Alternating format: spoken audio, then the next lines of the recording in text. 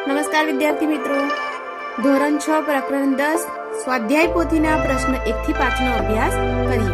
પ્રશ્ન 1, પ્રત્યેક વિધાન સાચું બને એ રીતે ખાલી જગ્યા પૂરો. વિદ્યાર્થી મિત્રો, ધ્યાનપૂર્વક દરેક ખાલી જગ્યા સમજજો અને ત્યાર પછી વિડીયો જોયા બાદ તમારી સ્વાધ્યાય પોથીમાં પૂરવાનો પ્રયત્ન કરશો, જેથી તમને ખ્યાલ આવે કે દરેક ખાલી જગ્યા તમે સમજ્યા છો કે નહીં. તો અહીંયા પ્રશ્ન 1 નો અભ્યાસ કરીએ કે જુઓ, ભૌમિતિક આકૃતિની બધી બાજુઓના માપનો સરવાળો એટલે આકૃતિની શું કહેવાય? પરિમિતિ. ભૌમિતિક આકૃતિ એટલે ભૌમિતિની કોઈ આકૃતિ હોય, કોઈ ત્રિકોણ, ચોરસ, લંબચોરસ, તો તેની બધી બાજુઓ, જે ધારો કે ત્રિકોણ હોય તો એની બધી બાજુઓ, ચોરસ, આ બધી બાજુઓના માપનો, બાજુઓ જે છે તેના માપનો સરવાળો, તેને શું કહેવાય? આકૃતિની પરિમિતિ કહેવાય છે. હવે ત્યાર પછી લંબચોરસની પરિમિતિ. લંબચોરસની પરિમિતિનું સૂત્ર આપણે અગાઉ દાખલાઓનો વિડીયો બનાવ્યો હતો, બરાબર? તેમાં સૂત્રો આપણે ભણી ચૂક્યા છે. લંબચોરસની પરિમિતિ બરાબર 2 કૌંસમાં લંબાઈ વત્તા પહોળાઈ. ચોરસની પરિમિતિનું સૂત્ર 4 ગુણ્યા લંબાઈ. જે બહુકોણની બધી જ બાજુઓના માપ સરખા હોય, બધી બાજુઓના માપ એક સરખા હોય, તે બહુકોણને કેવો બહુકોણ કહેવાય? નિયમિત બહુકોણ કહેવાય છે. ધારો કે આવો ત્રિકોણ છે, ત્રિકોણની ત્રણેય બાજુના માપ સરખા છે. ચોરસ છે, ચોરસની બધી બાજુના માપ સરખા છે. પંચકોણ છે, ષટકોણ છે, જો બધા બાજુના માપ સરખા હોય તો તે કેવો બહુકોણ કહેવાય? નિયમિત બહુકોણ કહેવાય છે. ચલો જોઈએ, સમબાજુ ત્રિકોણ. જો આ પહેલા વાક્યને ખાસ ધ્યાનમાં રાખવાનું. સમબાજુ ત્રિકોણની પરિમિતિ એટલે કે બધી બાજુઓ સરખી. સમબાજુ ત્રિકોણની પરિમિતિ એટલે નું સૂત્ર શું થાય? 3 બાજુ એટલે 3 બાજુ ગુણ્યા લંબાઈ, બરાબર? ચોરસની પરિમિતિમાં શું હતું? 4 બાજુઓ હોય એટલે 4 ગુણ્યા લંબાઈ. સમબાજુ ચતુષ્કોણની પરિમિતિ એટલે સમબાજુ સરખી જ બધી બાજુઓ, તો ચતુષ્કોણની પણ 4 બાજુઓ, 4 ગુણ્યા લંબાઈ કહેવાશે. નિયમિત પંચકોણની પરિમિતિ. નિયમિત પંચકોણ એટલે કે બધી બાજુઓ સરખી, બરાબર? તો નિયમિત પંચકોણની પરિમિતિ 5 ગુણ્યા લંબાઈ. નિયમિત ષટકોણની પરિમિતિ ષટકોણની 6 બાજુઓ હોય તો 6 ગુણ્યા લંબાઈ. અને નિયમિત અષ્ટકોણની પરિમિતિ અષ્ટકોણની 8 બાજુઓ હોય તો 8 ગુણ્યા લંબાઈ. ત્યાર પછી બંધ આકૃતિ સપાટીનો જેટલો ભાગ રોકે તે માપને શું કહેવાય છે? ક્ષેત્રફળ કહેવાય છે. આ બંધ આકૃતિ હોય, બરાબર? ચોરસ હોય, લંબચોરસ હોય, ત્રિકોણ હોય, તો જે આ ભાગ રોકે છે, બરાબર, જેટલો ભાગ આ રોકે છે એ ભાગને શું કહેવાય છે? ક્ષેત્રફળ કહેવાય છે. તો ચોરસનું ક્ષેત્રફળનું સૂત્ર શું થશે? લંબાઈ ગુણ્યા લંબાઈ. ચોરસની બધી બાજુઓ સરખી હોય એટલે એને લંબાઈ ગુણ્યા લંબાઈ અથવા સાઈડ ઇન્ટુ સાઈડ પણ કહી શકીએ છે. લંબચોરસનું ક્ષેત્રફળ. હવે લંબચોરસનું ક્ષેત્રફળ એટલે લંબાઈ પણ હોય ને પહોળાઈ પણ હોય, તો લંબાઈ ગુણ્યા પહોળાઈ, બરાબર? અહીંયા લંબાઈ ગુણ્યા પહોળાઈ લખશો તો એ એક જ વસ્તુ થવાની છે, કારણ પણ અહીંયા આપણે સૂત્ર લંબાઈ ગુણ્યા લંબાઈ કરીશું, કારણ કે જે બધી બાજુઓ સરખી જ હોય છે તેટલા માટે. અહીંયા આ સૂત્ર બદલાઈ જાય કે લંબાઈનું માપ પણ અલગ હોય ને પહોળાઈનું માપ પણ અલગ હોય, બરાબર? તો લંબચોરસનું ક્ષેત્રફળ કહેવાય. 2 નંબરમાં કૌંસમાં આપેલા વિકલ્પોમાંથી સાચો વિકલ્પ પસંદ કરી ખાલી જગ્યા પૂરો. અહીંયા વિકલ્પ આપેલા છે, તેમાંથી સાચો વિકલ્પ પસંદ કરી ખાલી જગ્યા પૂરીશું. એક ચોરસની બાજુની લંબાઈ 6 સેમી છે. હવે ચોરસ છે, બાજુની લંબાઈ 6 સેમી છે, તો તેની પરિમિતિ કેટલી થાય? તો પરિમિતિનું સૂત્ર 4 ગુણ્યા લંબાઈ, તો 4 ગુણ્યા લંબાઈ 6 ચોક 24 થશે. એક લંબચોરસની લંબાઈ 5 સેમી, પહોળાઈ 4 સેમી, તો પરિમિતિનું સૂત્ર શું થશે? 2 કૌંસમાં લંબાઈ વત્તા પહોળાઈ. તો 2 કૌંસમાં લંબાઈ વત્તા પહોળાઈ, તો લંબાઈ વત્તા પહોળાઈ કેટલી થવાની? 5 વત્તા 4 9 થશે, અને 9 ને 2 જોડે ગુણી નાખીએ, 9 દુ 18 થશે. સરવાળો કરી અને ખાસ યાદ રાખવાનું કે 2 કૌંસમાં લંબાઈ વત્તા પહોળાઈ હોય છે, તો આ 2 જોડે શું કરવાનું હોય? ગુણાકાર કરવાનો હોય આ બંને સરવાળાનું, બરાબર? એ ખાસ યાદ રાખવાનું. તો 5 વત્તા 4 9, 9 દુ 18. એક બહુકોણની બધી બાજુઓના માપ 4.5 સેમી છે. બધી બાજુઓના માપ 4.5 સેમી છે એટલે બધી બાજુઓના માપ એક જ હોય, એટલે કે સમબાજુ કે નિયમિત બહુકોણ હોય, બરાબર? તો આ બહુકોણને કેવો બહુકોણ કહેવાય છે? નિયમિત બહુકોણ કહેવાય છે. 4 નંબરમાં એક સમબાજુ ત્રિકોણની એક બાજુનું માપ, સમબાજુ ત્રિકોણ છે એટલે બધી બાજુઓ સરખી, એક બાજુનું માપ 10 સેમી છે તો ત્રિકોણની પરિમિતિ કેટલી થાય? તો ત્રણેય બાજુની થઈને સરવાળો કરીએ તો 10 3 30 થશે, બરાબર. 3 ગુણ્યા લંબાઈ કરો તો 10 3 30, સરવાળો કરો તો પણ ચાલે. 10 3 30 સેમી થશે. ત્યાર પછી એક સમબાજુ ચતુષ્કોણની એક બાજુનું માપ 12 સેમી છે. ચતુષ્કોણ છે, એક બાજુનું માપ 12 છે, તો ચતુષ્કોણ 4 ગુણ્યા લંબાઈ તો 12 4 48 સેમી થશે. ત્યાર પછી આગળ એક નિયમિત પંચકોણની એક બાજુનું માપ, નિયમિત પંચકોણ છે એટલે 5 ગુણ્યા લંબાઈ સૂત્ર થશે, બરાબર. તો પંચકોણની પરિમિતિ કેટલી થવાની? 6 5 30 થશે.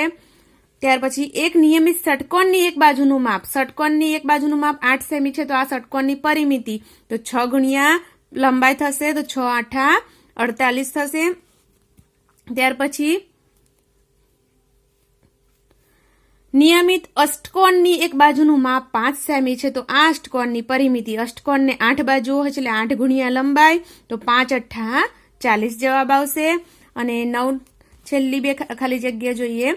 એક ચોરસની એક બાજુનું માપ 8 સેમી છે તો આ ચોરસનું ક્ષેત્રફળ ખાલી જગ્યા ચોરસ સેમી થાય. હવે ક્ષેત્રફળ કીધું એટલે લંબાઈ ગુણ્યા લંબાઈ થશે એટલે 88 64. લંબાઈ 8 સેમી છે, બીજી લંબાઈ પણ 8 ચોરસ છે એટલે બધી બાજુ સરખી હોય, બરાબર. એટલે કે લંબાઈ ગુણ્યા લંબાઈ તો 8 ગુણ્યા 8 88 64 થશે. 10 નંબર, એક ચોરસની લંબાઈ 10 સેમી અને પહોળાઈ 6 સેમી છે તો આ લંબચોરસનું ક્ષેત્રફળ ખાલી જગ્યા ચોરસ સેમી છે. હવે લંબચોરસનું ક્ષેત્રફળ એટલે કે લંબાઈ ગુણ્યા પહોળાઈ એટલે 10 ગુણ્યા 6, 10 6 60 ચોરસ સેમી આપણને જવાબ મળશે. અહીંયા ખાસ આ ધ્યાન રાખવાનું, ક્ષેત્રફળ લખતા હોય તે વખતે ચોરસ સેમીમાં જવાબ લખાય, એકલું સેમી લખવું નહીં. ત્યાર પછી આગળ જોઈશું. હવે અહીંયા પ્રશ્ન 3માં સેમ પ્રશ્ન 2 જેવું જ છે, પરંતુ અહીંયા તમને પરિમિતિ કે ક્ષેત્રફળ આપેલું છે અને એક બાજુનું માપ અથવા પહોળાઈ શોધવાની છે. તો કઈ રીતે શોધીશું? એક નંબરમાં જો એક ચોરસની પરિમિતિ 24 સેમી છે તો આ ચોરસની બાજુની લંબાઈ ખાલી જગ્યા સેમી હોય. હવે પરિમિતિ ટોટલ 24 છે, ચોરસ છે, બરાબર. ચોરસ એટલે 4 બાજુઓ તો 24 ભાગ્યા 4 કરીએ તો 6 ચોક 24 થવાના. કારણ કે જો અહીંયા એકમાં હું એક્ઝામ્પલ તમને સમજાવું કે પરિમિતિ આપેલી છે એટલે 24 પરિમિતિ, સૂત્ર શું થયું? 4 ગુણ્યા લંબાઈ. તો અહીંયા આ 4 ગુણાકારમાં છે તો આ બાજુ લાવીશું તો શું થવાનું? ભાગાકારમાં જશે, બરાબર. તો 4 ના ઘડિયામાં 24 4 6 24 તો લંબાઈ કેટલી થઈ? 24. આપણને આઈડિયા આવી જવો જોઈએ શું કરીશું, આપણે કેટલા જોડે ભાગવાનો છે એ ખ્યાલ આવી જવો જોઈએ. તો ત્યાર પછી આપણે પ્રશ્ન 2 જોઈશું કે એક લંબચોરસની પરિમિતિ 20 સેમી છે. જો તેની લંબાઈ 6 સેમી હોય તો પહોળાઈ ખાલી જગ્યા સેમી હોય. હવે લંબાઈની પરિમિતિ છે એટલે તમારે શું કરવાનું? વચ્ચે જે સરવાળો છે 2 કૌંસમાં લંબાઈ વત્તા પહોળાઈ, તો અહીંયા લંબાઈ 6 છે તો કેટલા ઉમેરીશું અને એને 2 જોડે ગુણીએ તો 20 થશે. તો અહીંયા આપણે 6 માં 4 ઉમેરીએ તો 10 થશે. 10 દુ 20 સેમી પરિમિતિ થઈ જાય, બરાબર. તો જવાબ આવશે 4. એક સમબાજુ ત્રિકોણની પરિમિતિ 18 સેમી છે તો આ ત્રિકોણની બાજુની લંબાઈ ખાલી જગ્યા સેમી હોય. સમબાજુ ત્રિકોણ છે તો 18 ત્રિકોણ છે તો 18 ભાગ્યા 3 કરી દેવાના, કારણ કે ત્રિકોણની પરિમિતિનું સૂત્ર શું થાય? 3 ગુણ્યા લંબાઈ. તો પરિમિતિ આપેલી છે, બરાબર. તો 3 ભાગાકારમાં આવશે તો 3 6 18 તો 6 સેમી જવાબ આવશે.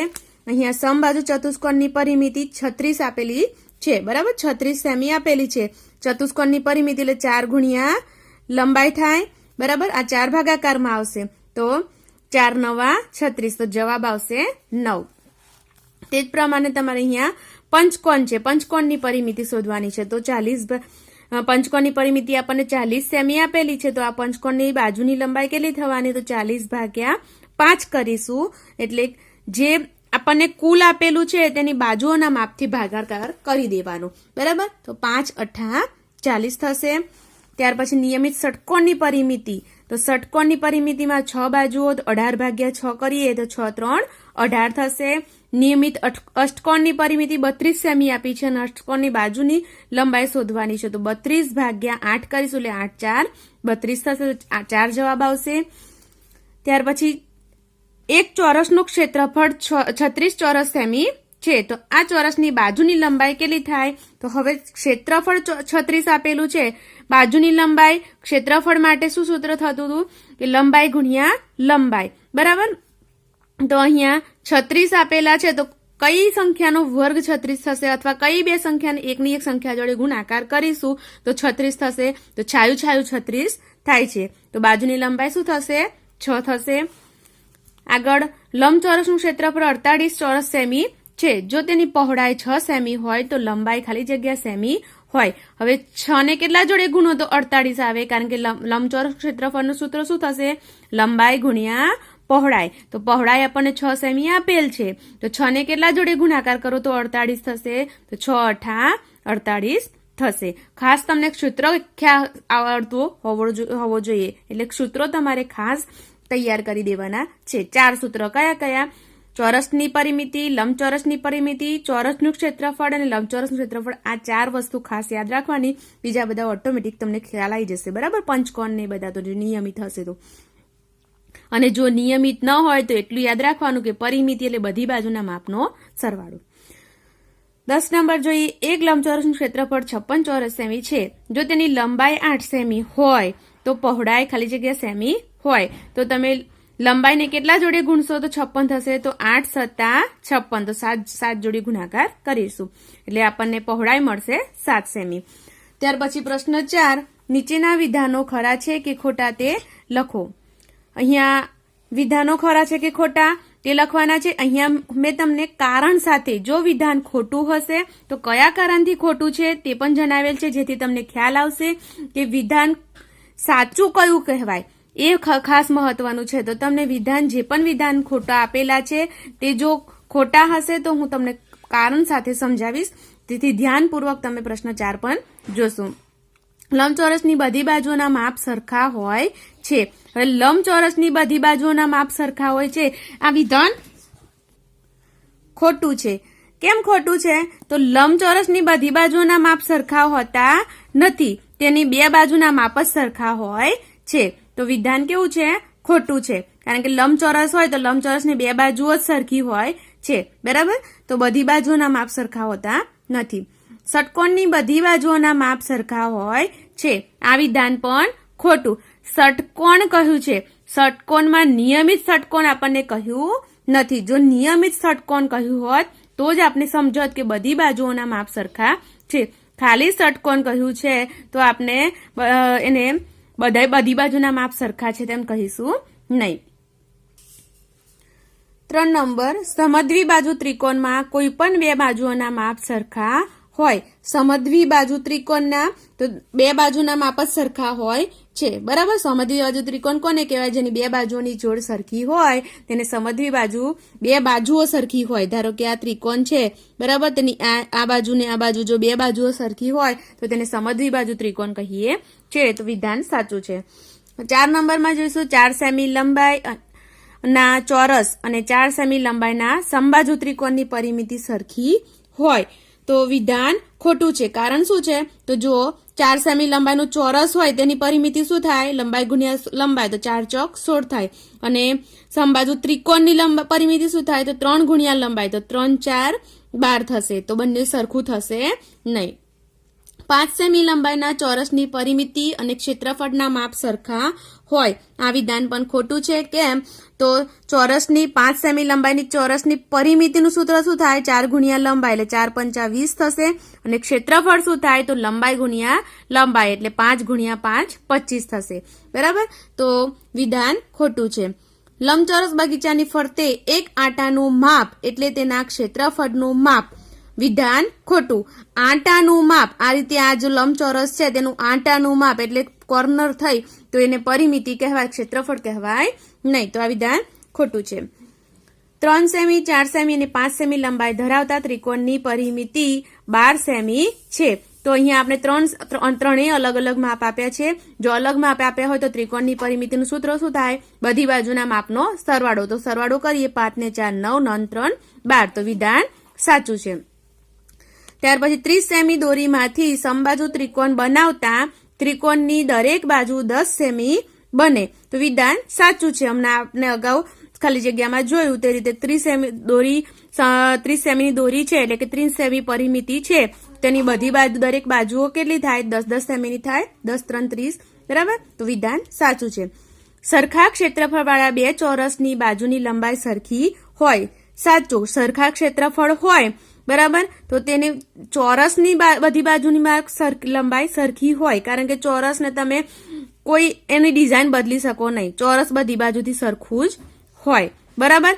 પરંતુ આ જ બીજો પ્રશ્ન છે, સરખા ક્ષેત્રફળવાળા બે લંબચોરસની લંબાઈ અને પહોળાઈ સરખી હોય, તો એવું શક્ય નથી. આ વિધાન ખોટું. કેમ કે લંબચોરસ આ રીતનું પણ હોય, એનાથી પાતળું પણ હોય, ઊભું પણ હોય, તો લંબાઈ અને પહોળાઈ બદલાઈ જાય છે. ધારો કે અહીંયા જો અહીંયા લંબાઈ અને પહોળાઈ 5 અને 4 લીધી તો 5 4 20 થયું, અને અહીંયા લંબાઈ 10 લીધી, પહોળાઈ 20 લીધી એટલે 10 દુ 20 થયું. બંનેનું ક્ષેત્રફળ સરખું છે પણ લંબાઈ અને પહોળાઈ સરખી નથી. તો આ 10 નંબરમાં વિધાન ખોટું છે આ કારણથી, બરાબર. હવે આગળ છેલ્લો પ્રશ્ન 5 નંબર જોઈએ. ચોરસની ગણતરી કરીને નીચેની આકૃતિના ક્ષેત્રફળ શોધો. હું તમને એક સમજાવી દઉં, આગળ આપણે 5મા ધોરણમાં આનો અભ્યાસ કરી ગયા છીએ તો તમને ખ્યાલ આવી જશે. જુઓ 1 નંબરમાં જુઓ, અહીંયા આપણને આખા ખાના, અડધા ખાના અને અડધાથી વધારે ને અડધાથી ઓછા હોય તે રીતના આપેલા છે. તો આપણે અગાઉના ધોરણમાં ભણી ગયા છે તે રીતે આખા ખાના હોય તો આપણે પૂરું 1 સેમીનું માપ કરીશું, પૂરું ખાનું ગણીશું. અડધા ચોરસનું આપણે અડધો ચોરસ સેમી માપ ગણીશું ક્ષેત્રફળ. અડધાથી વધારે હોય તો એને પૂરેપૂરું ગણવું અને અડધાથી ઓછા હોય તો ગણવું નહીં, અને પછી ટોટલ કરીશું. તો અહીંયા જોઈએ આખા ચોરસ ખાના કેટલા છે. જુઓ 1 2 3 4 5 6 7 8 9 10 11 12 13 14 15 16 17 18 19 20 21 22 23 24 25 26 27 28 29 30. તો આખા ખાના કેટલા છે? 30 છે. અડધા કેટલા છે? તો 1 2 3 4 5 6 7 8 9 10 11 12 ખાના અડધા છે, બરાબર. તો અહીંયા લખવાના 12. અડધાથી વધારે એવું કોઈ છે નહીં, અડધાથી ઓછા પણ કોઈ છે નહીં. અડધાથી ઓછા હોય, વધારે હોય તો અહીંયા લખવાના અને પછી ક્ષેત્રફળ આપણે ગણવાનું. તો અહીંયા અડધા ખાનામાં શું કરીશું? તો બે જોડે ભાગાકાર કરી દેવા પડે, કારણ કે 2 ખાના એક ચોરસ સેમી થાય, બરાબર. તો 12 ભાગ્યા 2 કરીએ એટલે 6 ચોરસ સેમી ગણાશે. તો 30 વત્તા 6 કેટલા થયા? 36 ચોરસ સેમી જવાબ થયો. તો આ રીતે છેલ્લે નીચે ટોટલ કરી દેવાનું. તો અહીંયા આપણે પ્રકરણ 10 માપન ચેપ્ટર પૂર્ણ થાય છે. અહીંયા માપન ચેપ્ટરમાં કોઈ પણ તમને તકલીફ હોય, પાઠ્યપુસ્તકના દાખલામાં પણ કોઈ તકલીફ હોય તો મને જરૂરથી કમેન્ટ કરીને જણાવી શકો છો. હું તે દાખલાનો વિડીયો બનાવી અને તમને સમજાવીશ. વિડીયો ગમ્યો હોય તો લાઈક કરજો, શેર કરજો, સબસ્ક્રાઇબ કરજો. આભાર. Thank you.